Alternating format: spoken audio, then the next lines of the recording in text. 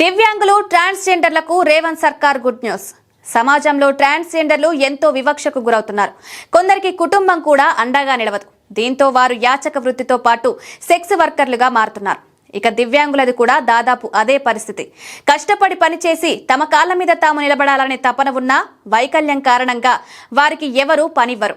కొందరు కష్టపడి తమ తమ రంగాల్లో రాణించినా చాలా మంది ఏ పని దొరక్క కుటుంబాలపై ఆధారపడుతున్నారు. ఈ నేపథ్యంలో ట్రాన్స్జెండర్లు దివ్యాంగులకు ఉపాధి కల్పించేందుకు రేవంత్ సర్కార్ గొప్ప నిర్ణయం తీసుకుంది. సిరిసిల్ల పట్టణంలో ప్రభుత్వ సహకారంతో పెట్రోల్ బంక్ ఏర్పాటు చేసి అందులో దివ్యాంగులు ట్రాన్స్జెండర్లకు ఉపాధి కల్పించారు.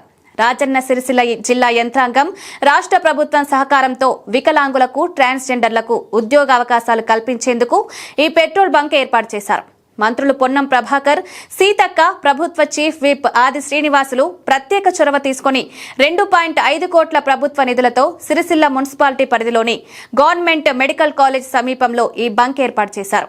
ఐఓసీఎల్ ఏర్పాటు చేసిన ఈ ప్రాజెక్టులో ఒక ట్రాన్స్జెండర్ తో సహా 24 మందికి ఉపాధి కల్పించారు. బంక్ నిర్వహణ కోసం వారికి ప్రత్యేకంగా ట్రైనింగ్ కూడా ఇచ్చారు. ప్రస్తుతం ఇందులో పనిచేస్తున్న 24 మంది ఇంక్రిమెంట్లతో కలిపి నెలవారీగా దాదాపు 18,000 పొందుతారు.